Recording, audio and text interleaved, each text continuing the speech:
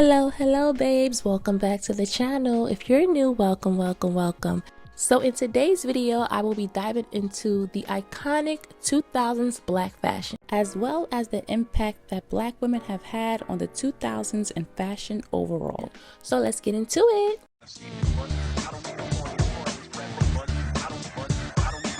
The baby fat aesthetic is young and fun. We started off as a jean company, but we have fashion, main apparel, outerwear. We're a lifestyle brand, so it's everything that embodies that lifestyle. I decided to start my own fashion line. I feel like I have something to offer to the fashion world, and I just threw myself in as a designer. You come off the elevator and then just to see the whole Rockaway thing, it took me seriously years to get over that. I used to walk out the elevator and be like, oh, that's incredible.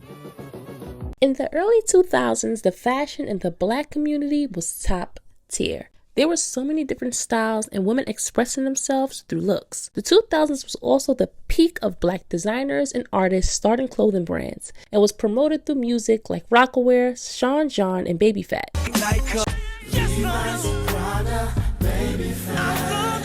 Black women were expressing themselves in a variety of ways in the 2000s.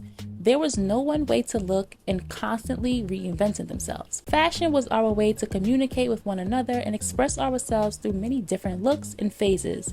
And the 2000s was one of my favorite moments for black women in fashion. We had Kimora Lee, who started her Baby Phat brand in 1999 and was right on time for the 2000s and cemented her foot and influence into the fashion industry. I'm a fashion girl in my heart and from 12 years old, so that's what I do. Like I was telling people, I don't sing or dance or do all those other things. I may one day, but any other notoriety that I could accomplish in life comes from my passion for fashion and what I do in design. That's first and foremost in my life. Although Baby Phat started out as a women's wear offshoot of the menswear label Phat Farm by then husband and entrepreneur Russell Simmons, Baby Phat catapulted in the fashion industry, growing into a lifestyle brand that is widely regarded as one of the most definitive brands of the early 2000s. Crown jewel in her multi-million-dollar lifestyle empire, reaching beyond the urban market.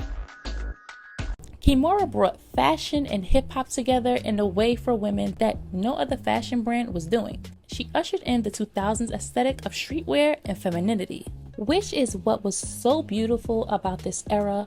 Black women were seen through fashion as well as budget. I think it's comfortable, it's sexy, you can get every look that you want, and you know, the working woman can go get it and look nice in it. It's affordable.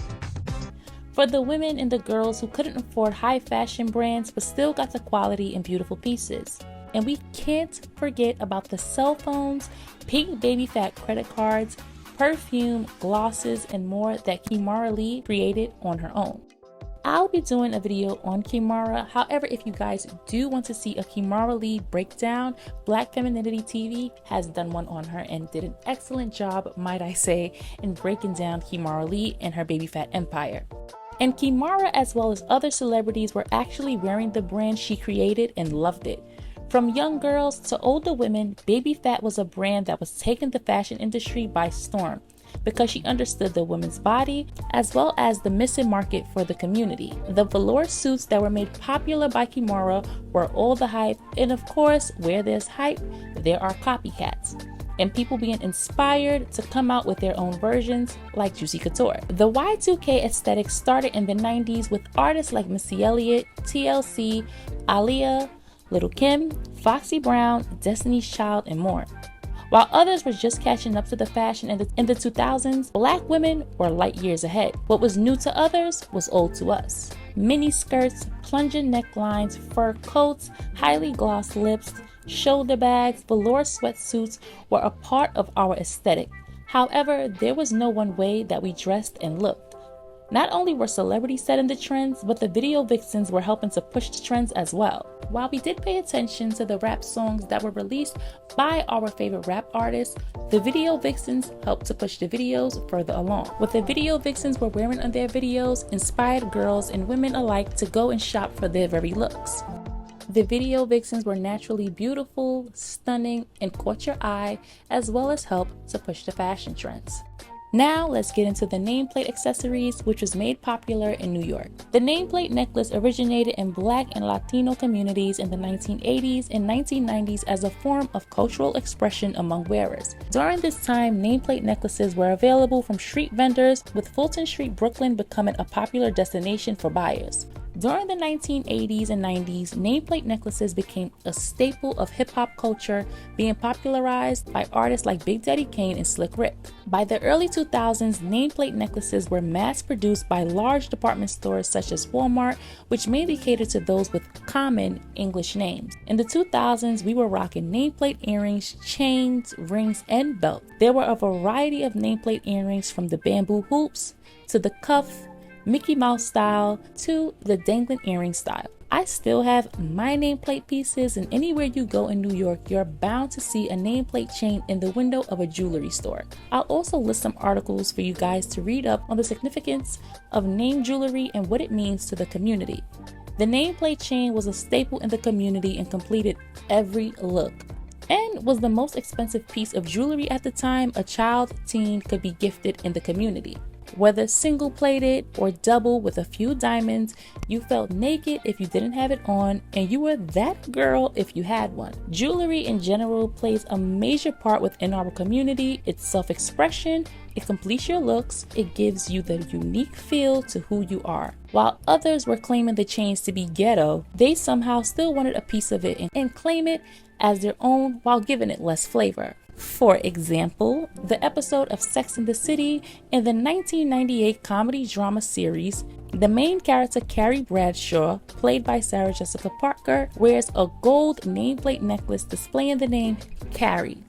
The necklace was incorporated into the show after Parker's stylist saw some kids in the neighborhood wearing the nameplate necklaces. While the character Carrie makes a comment about the nameplate chain being ghetto gold for fun, excuse me? It's just not me. You wear gold jewelry? Yeah, like ghetto gold for fun, but this is my engagement ring. It's ghetto, but you want to wear it around your neck. It's ghetto, but you scour the streets of New York watching the Black and Hispanic community, and whoever wrote this into the script was a filthy scoundrel that can go to hell. Gold will always be in, especially on melanated people. It brings out the beauty in our skin and compliments us well, and it's a part of our culture.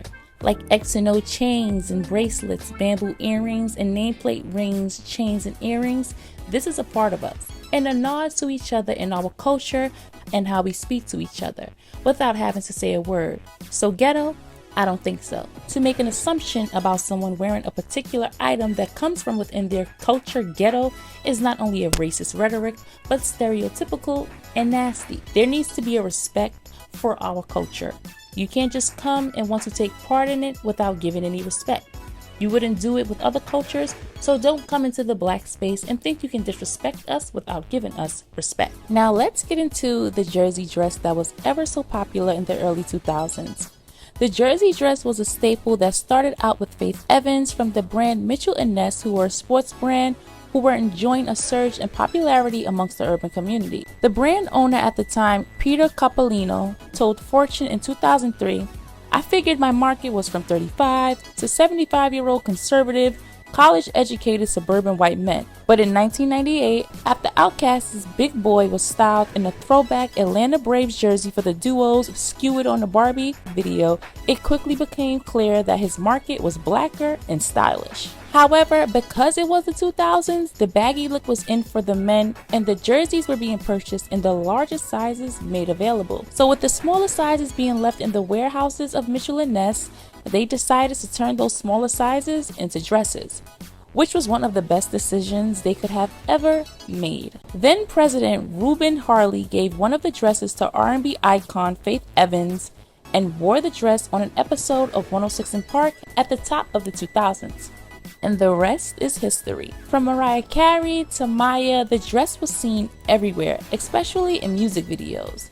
Most of the girls weren't even into sports, but the jersey dress was a perfect balance of masculine and feminine. You could dress the dress up with a pair of stilettos or ups, which are Air Force Ones, but I'm from New York, so I'll call them ups or uptowns.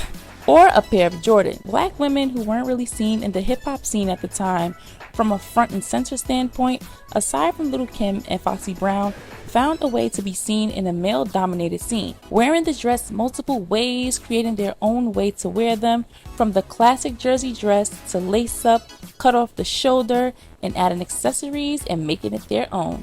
Black women pioneered most of the fashion trends today while receiving little to no credit, from hair to nails and clothing, while being labeled ghetto for their self-expression. And the blueprint that was laid down for the 2000s was from none other than the iconic Misa Hylton, who was responsible for the quote-unquote ghetto fabulous look. Misa is responsible for the most iconic looks and part of my reason for falling in love with fashion through the artists she worked with. Misa is responsible for almost every Lil' Kim iconic red carpet look, the purple mermaid sequin jumpsuit, the fur cuffed look, the pink Met Gala look, the iconic Crush on You video, and so many more. Misa pioneered the look that was referred to as ghetto fabulous look, which she called hip-hop glam, purchasing luxury items from her very own personal credit card. Misa pushed for Black women to be seen in fashion and taken seriously in fashion spaces. When there was a small minority of Black women, Misa pushed her way into that industry, giving representation for the everyday woman. When Lil' Kim gained credibility after a MAC campaign, her clients began to be courted by fashion houses such as Galliano, who was the creative director for Givenchy and Dior. Misa is responsible for some of today's fashion trends through the work and look she helped to create 20 plus years ago. We also cannot forget about the airbrush styles that everybody had, from their t-shirts down to their sneakers. Now, let's get into Beyonce really quick. Beyonce had everyone wearing cargo joggers, baby tees, and cropped bomber jackets. She took the Versace dress as well and made it her own, not once, not twice, but multiple times. It's like the dress was made specifically for her, which is what made fashion so unique during this era. People actually didn't like wearing what everyone else wore, and if they were wearing what someone else wore, they made it their own, switched it, flipped it, remixed it, and made it better. The 2000s was a time for Black designers and when the Black community helped one another to push their brands and for us to be seen. For Us, By Us rang true to its name. We wanted labels that celebrated the beauty of the Black community and what we like. Styles that made us feel unique while also giving us unity. There were so many Black women who were at the forefront pushing to be seen in fashion spaces that didn't want to give us representation. However, they fought to make sure we were noticed and not disregarded, and how impactful the Black dollar was. When we wear something, it starts to trend, whether people want to acknowledge us or not.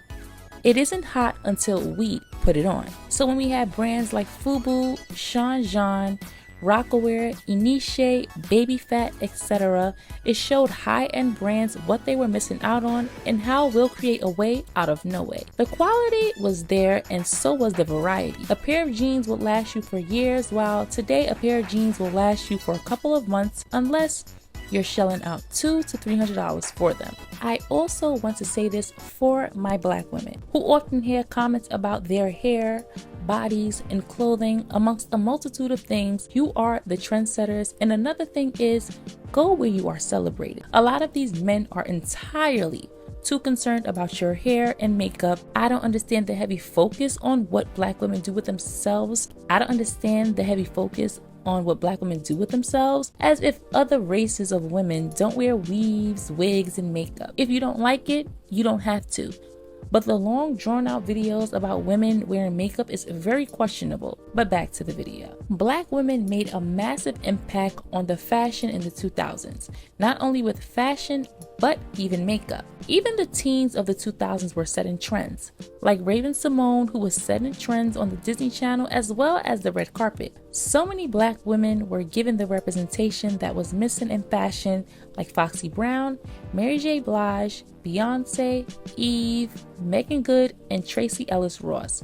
They all had their own unique style and expressed themselves in different ways for us to be seen. From the trucker hats and baby tees, to the bodycon dresses, mini skirts, to the ever so popular Manolo Tims that were showcased in videos and TV shows, Black women were always in the best looks and made sure to always show up and show out. And with that being said, this video has come to an end. Let me know below what are some of your favorite trends from the 2000s, some of your favorite artists or movie stars that you were obsessed with and the way they dressed in the 2000s. I will catch you guys in the next video. Don't forget to comment, like, share, and subscribe, and I'll catch you guys in the next one. Toodles! Play the song and sing it on your terms for us.